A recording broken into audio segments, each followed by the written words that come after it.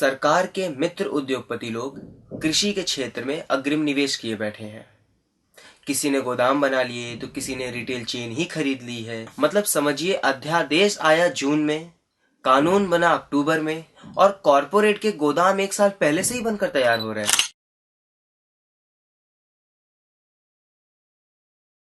नए कृषि कानून के विषय में अब तक जितना पढ़ा सुना है उसे अपनी समझ से आपके साथ शेयर कर रहा हूँ। अगस्त 2020 में साहेब के आका नंबर 1 मुकेश अंबानी किशोर बियानी की कंपनी फ्यूचर ग्रुप की मुनाफे में चल रही सक्सेसफुल रिटेल चेन का अधिग्रहण 24,713 करोड़ रुपए में कर लिया। बिल पेश होने से पहले ही देश भर में अडानी के लाखों टन भंडारण की क्षमता वाले बड़े बड़े गोदाम बन गए, एग्रो कंपनी बन गई। क्रोनोलॉजी समझिए। अब सवाल उठना स्वाभाविक है कि क्या तीनों कृषि कानून का ड्राफ्ट पहले किसी कॉरपोरेट घराने के दफ्तर में तैयार हुआ था? इन दोनों अंबानी और अडानी को बिल के बारे में कोई सपना तो नहीं आया था, बल्कि उनके फायदे के लिए बिल लाया गया। इन दोनों को पहले से ही सब पता था, जिस तरह नोटबंदी के बारे में सब मालूम था। इनकी सरकार के साथ पूरी पूरी सेटिंग है, ये साफ दिख रहा है। इसलिए बिल वापस न लेना सरकार की मजबूरी है। ठीक है। सरकार के मित्र उद्योगपति लोग कृषि के क्षेत्र में अग्रिम निवेश किए बैठे हैं। किसी ने गोदाम बना लिए तो किसी ने रिटेल चेन ही खरीद ली है, तो कोई अनाज भंडारण के लिए 100 एकड़ जमीन पानीपत में खरीदे बैठा है। मतलब समझिए, अध्यादेश आया जून में, कानून बना अक्टूबर में और कॉरपोरेट के गोदाम एक साल पहले से ही बनकर तैयार हो रहे हैं। आपको तो ये भी पता नहीं होगा कि कोरोना पैकेज के नाम पर किसानों के लिए जो 1 लाख करोड़ के कर्ज देने का प्रावधान किया गया है, वो एग्रीकल्चर के लिए नहीं बल्कि एग्रो कंपनी के लिए बड़े सेठ ले गए। किसान के हाथ कुछ नहीं आया। एक मामूली बुद्धि वाला भी जानता है कि जमाखोरी से महंगाई बढ़ती है, फिर भी सरकार जमाखोरी को कानूनी जामा पहनाने पर आमदा है, क्योंकि अडानी के वेयर हाउस भरे रहेंगे इससे। सरकार को कुछ समर्थक तर्क देते हैं कि एफसीआई में भारी भ्रष्टाचार है। मान लिया भ्रष्टाचार है, तो पिछले 6 सालों में एफसीआई के कितने अधिकारियों के विरुद्ध केस दर्ज हुए, कितने दंडित हुए, कितनों के खिलाफ जांच हुई? आसान शब्दों में जान लीजिए कि इन बिलों का मूल उद्देश्य खेती का कॉर्पोरेटाइजेशन है। बाजार आधारित खरीद फरोख्त व्यवस्था, असीमित स्टॉक और कॉन्ट्रैक्ट फार्मिंग इसी दिशा में कदम है। इन बिलों से एपीएमसी मंडियों और एमएसपी की हालत वही होगी जो आज बीएसएनएल की है।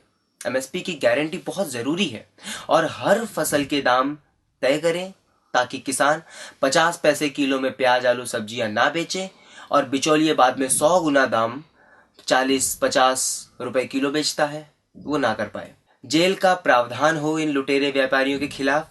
साथ ही किसान से जिस दाम पर फसल खरीदते हैं उस पे 20% से अधिक मुनाफा ना हो।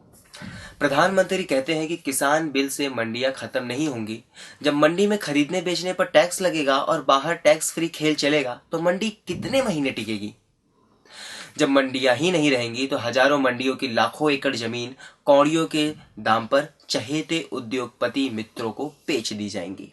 पब्लिक को समझना चाहिए, किसानों का आंदोलन सिर्फ उनके अपने हित के लिए या उनके अपने ही रक्षा के लिए नहीं, बल्कि हर देशवासियों के हित से जुड़ा हुआ है। अगर अपनी उपज के लिए किसान को 10 रुपए मिले और उसी के लिए उपभोक्ता को 100 रुपए देने पड़े, तो सोचिए आंदोलन किसके लिए और कानून किसके लिए है। नए कृषि कानून के विषय में जान लीजिए। इस काले कानून में बड़े व्यापारियों को मनमानी कीमत वसूलने की छूट, किसानों को कोई विशेष तयशुदा कीमत एमएसपी देने की बंदिश नहीं, बाजार में बेचते समय कोई रोक टोक नहीं, भंडारण की कोई सीमा नहीं, जितना चाहे भंडारण करें। क्या यह सब किसानों के हित में है? इस जमाखोरी का सीधा असर खाद्य पदार्थों की महंगाई पर पड़ने जा रहा है। मान लीजिए यदि कुछ लोगों ने ही सिंडिकेट बनाकर दालों की जमाखोरी कर ली तो सरकार क्या कर लेगी और जनता क्या कर लेगी? इस जमाखोरी से किसान को क्या मिलेगा, क्योंकि उसके पास तो भंडारण की क्षमता ही नहीं है। प्रधानमंत्री और उनके सभी मंत्री ये भी कह रहे हैं कि किसानों को अपनी फसल देश में ही कहीं बेचने की छूट है। क्या पहले नहीं थी? कश्मीर का सेब दिल्ली में, नागपुर के संतरे लखनऊ में या मलिहाबाद के आम मुंबई में नहीं बिकते थे? सरकार अपने अड़ियल रुख पर कायम है कि कानून वापस नहीं लिया जाएगा। एमएसपी के नीचे फसल बिकना गैर कानूनी होगा इस बिल में एक ये लाइन बढ़ा देने से उसे बड़ी दिक्कत हो रही है। उल्टे सरकार के मंत्री पीयूष गोयल आंदोलन को लेफ्ट की साजिश बता रहे हैं। इससे पहले इस किसान आंदोलन को कभी खालिस्तानियों की, कभी पाकिस्तान की, तो कभी कांग्रेस की साजिश कहकर बदनाम करने का प्रयास किया गया। विदेशी फंडिंग जैसे अफवाहों को भी फैलाया गया। हद हो गई। सरकारी बीएसएनएल के बजाय मुकेश अंबानी की जियो को स्थापित करने वाले, पेटीएम का विज्ञापन करने वाले, अडानी को ऑस्ट्रेलिया में एसबीआई से लोन दिलाने के लिए लॉबिंग करने वाले, रेलवे के लिए डीजल सप्लाई बीपीसीएल के बजाय रिलायंस को दिलाने वाले, रेलटेल नेटवर्क का ठेका गूगल को सौंपने वाले और राफेल जेट का ठेका सरकारी कंपनी HAL की जगह दिवालिया अनिल अंबानी को दिलाने वाले मोदी जी अब किसान के हितैषी बन रहे हैं। इस देश का अब राम ही मालिक है।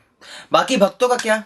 उन्हें तो व्हाट्सएप पे जो पढ़ाया जाता है उसे सच मान लेते हैं और पढ़कर अपनों का ही सर फोड़ने को तैयार रहते हैं। भाई, जाको प्रभु दारुण दुख देही, ताकि मति पहिले हर लेही।